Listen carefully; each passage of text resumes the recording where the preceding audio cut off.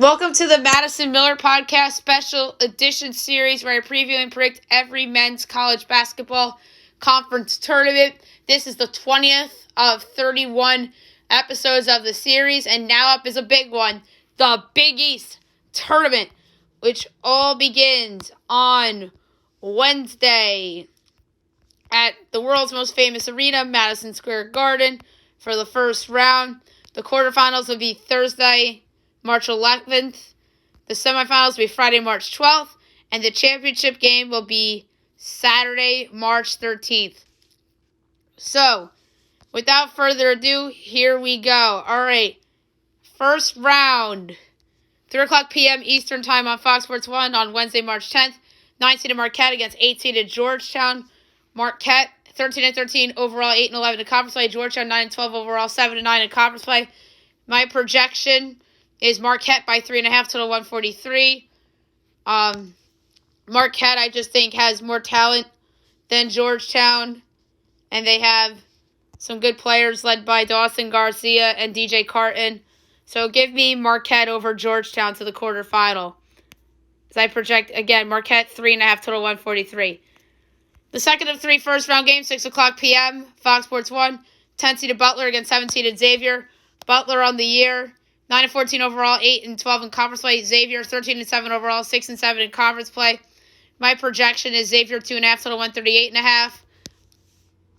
I just think Xavier is way more talented than Butler, led by Zach Freemantle and Paul Scruggs. So give me Xavier to move on to the quarterfinals as I project them 2.5 and 138.5 for a total. And the last of three first-round games, 9 o'clock p.m. on Fox Sports 1, 11-seeded DePaul against 6-seeded Providence. DePaul, 4-13 on the year, 2-13 in conference play. Providence, 13-12 overall, 9-10 in conference play. My projections, Providence, 10.5 total, 138.5. Providence is just obviously way more talented than DePaul. DePaul's the worst team in the Big East like they are every year. They have a great duo, Providence. David Duke and Nate Watson, very dynamic duo they have there. So give me Providence to go on to the quarterfinals. So the quarterfinals, 12 o'clock p.m., Thursday, March 11th in the afternoon on Fox Sports 1. You got 9-seeded Marquette against 1-seeded Villanova. My projection is Villanova by 7, but it would have been 10 had not been for the injuries that Villanova had sustained over the recent past few days.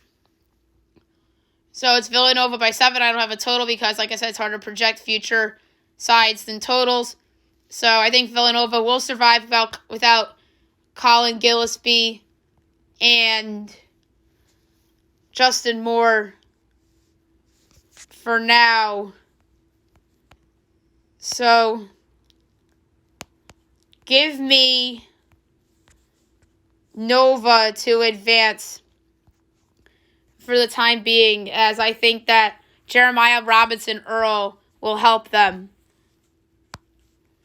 The second of four quarterfinal games on Thursday, March 11th. This one, 3 o'clock on Fox Sports 1. 5-seeded Seton Hall against 4-seeded St. John's. St. John's on the season, 16-10 overall, 10-9 in conference play. Seton Hall, 13-12 overall, 10-9 in conference play. By the way, Nova, 16-5 overall, 11-4 in conference play. My projection for the Hall St. John's game is Seton Hall by 2, total 148.5. I just think both teams are pretty good, but I think Seton Hall is better. They underachieved, I think, this year, but I just think they're overall better. Led by Sandro Mamushvili and Jared Rowan. I think they'll move on against St. John's, who so there's some pressure here to go on a little bit of a run to secure themselves a spot in the tournament. Julian Champagnie has had a fantastic season for St. John's, though, and I think that, like I said, Seton Hall is just deeper. I project them as a 2-point favorite in the total of this game, 148.5. The third of four quarterfinal games on Thursday, March 11th. 7-seeded Xavier against 2-seeded Creighton. Creighton 18-7 overall, 14-6 in conference play. My projection is Creighton by 11. Therefore, I have Creighton into the semifinal. And the last of four quarterfinal games on Thursday, March 11th in the Big East Tournament, 9 o'clock p.m. Eastern Time. 6-seeded Providence against 3-seeded UConn. My projection is UConn by 7.5. UConn on the season, 14-6 overall, 11-6 in conference play. I know Providence has a fantastic duo, but the best player on the court in this game will be James Bouknight of UConn. So give me UConn to advance to the semifinals. All right, so the semifinals, Friday, March 12th, 6 o'clock, Fox Sports 1. 5-seeded Seton Hall against 1-seeded Villanova. My projection is Villanova by 5, but that is obviously without those two key players, Colin Gillespie and Justin Moore. With those guys, it would be 8, but I have it at the moment at 5. So, despite Seton Hall arguably being the deeper team in this matchup, with those guys out for Nova, I think that Robinson Earl and Jermaine Samuels will keep Nova afloat, as I think they'll win a pretty close game, as I have Nova advancing to the championship.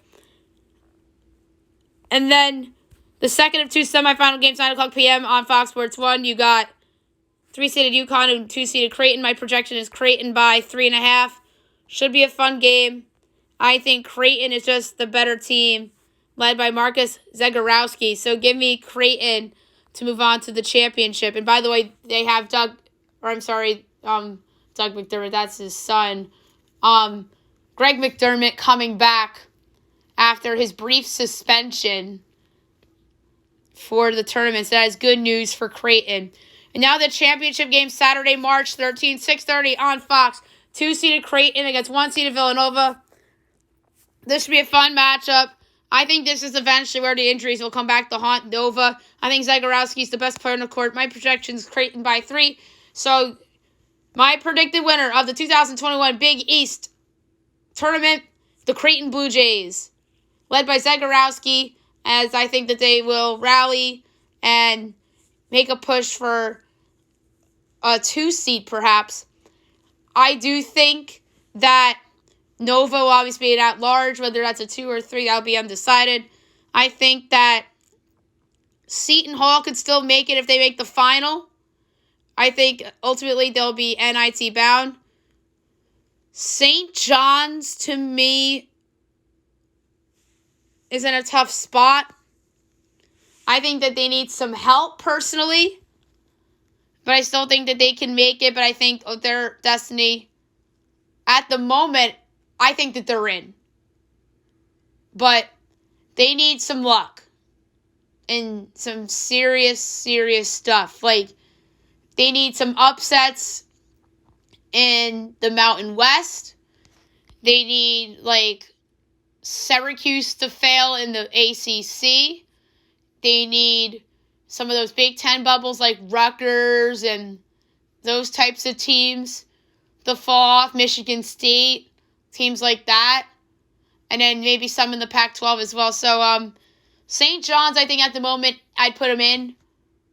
But I do think they need some help. But my final prediction for St. John's at this very moment, first 4.